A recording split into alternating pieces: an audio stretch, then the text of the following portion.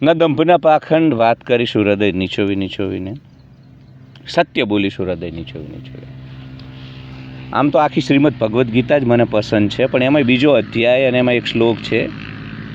કૃષ્ણ કહે છે કે એ પાર્થ, આ જે કંઈ આજુબાજુ, મતલબ એ રીતે કહે છે કૃષ્ણ કે ઇન્દ્રિયોના વિષય સાથેનો જે સંયોગ છે એ ઉત્પત્તિ અને વિનાશશીલ છે. પાર્થ, તું એને સહન કર.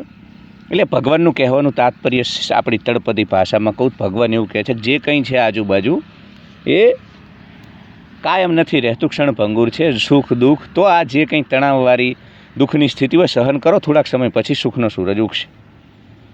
હવે ભગવાન અને ગીતા કહે એટલે શાસ્ત્ર તમારે માનવું પડે, એ મિથ્યા ન થઈ શકે.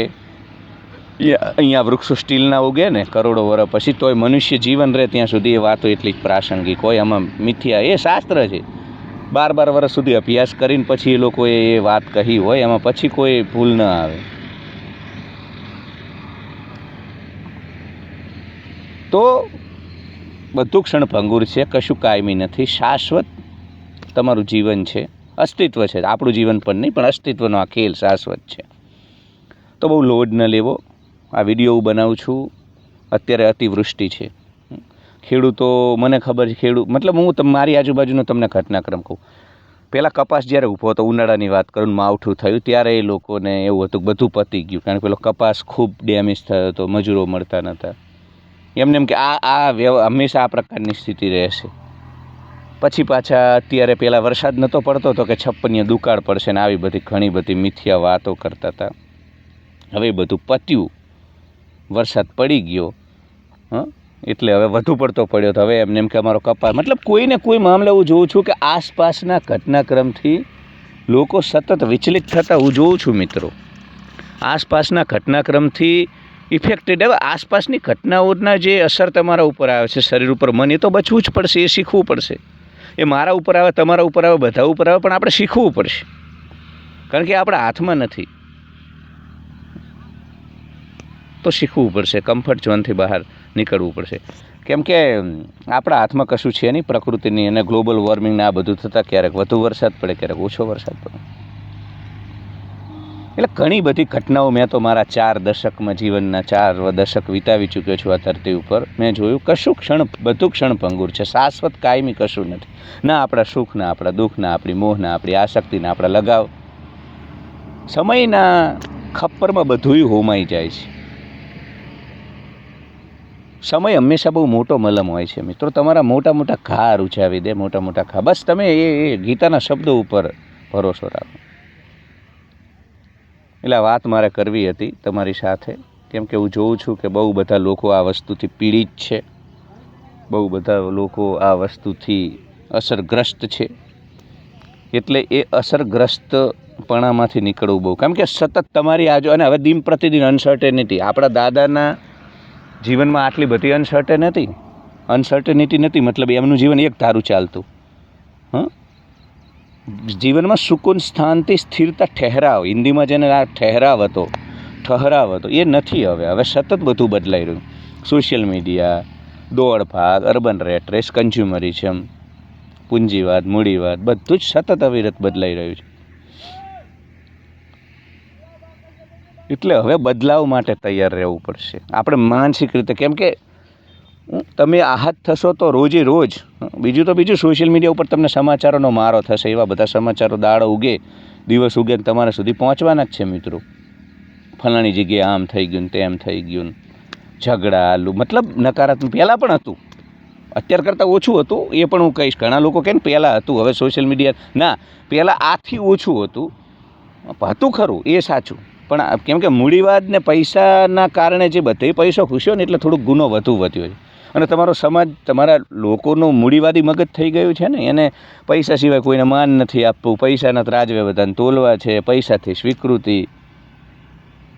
એટલે એના કારણે લોકો ગુનાખોરીમાં વધુ પહેલાં કરતા. પહેલાં ચલણી નાણાં 50, 60, 70 વર્ષ પહેલાં હતું નહીં, એટલે એવું કોઈ મોટિવેશન નહોતું લોકો જોડે. અલગ પ્રકારના ઝઘડા હતા ત્યારે, જર જમીન જોરુના. પણ મૂડીવાદના કારણે બીજા નવા ઘણા ઝઘડા પેદા થયા. મૂડીવાદના કારણે બીજા ઘણા નવા ઝઘડા પેદા થયા છે, જે પહેલાં નહોતા. એટલે દુનિયામાં 850 કરોડ મનુષ્ય છે. આ ખેલમાં સતત ચાલવાનું, હિંસા રહેવાની, યુદ્ધ રહેવાના, અન્યાય રહેવાનો, અનિતિ રહેવાની, ઘણું બધું મિત્રો ચાલશે જ, એ આપણા હાથમાં છે નહીં. તો બદલાવ માટે તૈયાર રહેવું પડશે ને. દરેક વસ્તુ સમયની સાથે મલમ, બધું સમયની સાથે બધું નષ્ટ થાય છે મિત્રો. સમય મોટો મલમ હોય છે, કશું કાયમી નથી. નબળા સંજોગો, દુઃખ સુખ આ બધું આવે ને જાય, આવે ને, જીવન સતત. અને ધન ના હોય ત્યાં સુધી તમને એવું લાગે છે કે એક વખત ધન આવી જશે એટલે બધું સોલ્વ. ના, પછી બીજા 1000 પ્રશ્નો હોય છે. એટલે જીવન, ચાહે મુકેશ અંબાણી હોય કે ઝૂંપડામાં રહેતો માણસ હોય, બંનેને પોતાની સમસ્યાઓ હોય. અને એ બંનેને માનસિક રીતે તૈયાર થવું પડે, તો જ જીવન તમને સમજ. બંનેને મનથી મજબૂત બને, મનથી સ્વીકારી લે કે જીવન સતત બદલાવ અને આ યુદ્ધમાં અમે લડીશું, વિજેતા બનશું, તો બંને માટે સમસ્યાઓનું. ઝૂંપડાવાળો આનંદમાં ગદગદિત રહે, મુકેશ અંબાણી પણ રહે. અને બેય નક્કી ના કરે ત્યાં સુધી બેયની સમસ્યાઓનો અંત નથી. એટલે ઘણી બધી અપેક્ષાઓ હું જોઉં છું કે મિથ્યા અપેક્ષાઓ છે લોકોની અપેક્ષાઓ મિથ્યા છે. એ મુજબ એક તારું આપણે કેવું આમ થાળીમાં મસ્ત કોક સજાવીને આપે ને પછી આપણે ખાઈએ, એવું નથી હોતું. જીવનની પોતાની હકીકતો છે. ઘણી દન લોકોને બદલાવવું પડે, એમની ઈચ્છા ના હોય તો એમની આજુબાજુ સંજોગો એવા ઊભા થાય કે એમને બદલાવવું પડે. લોકો બદલાઈ જાય, વ્યવસ્થાઓ પરિસ્થિતિઓ તમારા અનુસાર નથી ચાલતી. અસ્તિત્વની પોતાના સત્ય છે. અસ્તિત્વ ક્રૂર છે, સંસાર સમાજ જંગલ છે, જીવન યુદ્ધરૂપી ખેલ છે, લાઈફ અનસર્ટેન છે, અનપ્રેડિક્ટેબલ છે. રામે પણ નહોતું જાણ્યું કે કાલે વનમાં જવાનું. એટલે આ બધો સ્વીકાર કરો, આખી ગેમનો, રમતનો સ્વીકાર કરો. કેમ કે ત્યાં સુધી માનસિક રીતે તમને શાંતિ નહીં મળે મિત્રો. માનસિક રીતે શાંતિ મેળવવી હશે તો જીવનની અનિશ્ચિતતાઓનો સ્વીકાર આપણે કરવો પડશે. તમો ગુણી રજોગુણી લોકોના બદલાતા માનસનો સ્વીકાર આપણે કરવો પડશે. બસ હું એટલું કહીશ કે કશું કાયમી નથી. ગમે એવી સ્થિતિમાં વિડીયો અત્યારે તમારા સુધી પહોંચી રહ્યો હોય, મન થાકી ગયું હોય, મન દુઃખી હોય, દ્રવિત હોય, કશું પણ થયું હોય, પણ હાર ન માનશો. એ સમય બદલાઈ જશે. તમને એવું જે પરિસ્થિતિમાં જે માણસ મુકાયો હોય ને એની એ પરિસ્થિતિ સત્ય લાગે, એને એવું ન લાગે. પણ સાહેબ 6 મહિના 12 મહિના તમે જો એ જે વાતના કારણે અત્યારે તમે ઊંઘી નથી શકતા, તમારું માથું ફાટી જાય છે, ચિંતા તમને જીવવા દેતી નથી, એ વાતનું તમારા જીવનમાં અસ્તિત્વ જ નહીં હોય એક દિવસ. એ તમારા, તમને એમ થાય કે આના માટે આટલી ચિંતા કરતો હતો, આ મુદ્દા, એ મુદ્દો જ નહીં હોય, એ વ્યક્તિઓ નહીં હોય, એ સંજોગો નહીં હોય, એ પરિસ્થિતિઓ નહીં હોય.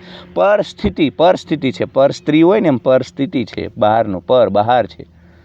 તમારી ભીતરની સ્થિતિ અને પરિસ્થિતિ અલગ છે. ભીતરની સ્થિતિ હંમેશા ગમે તેવી સ્થિતિમાં શાંત રાખી શકાય.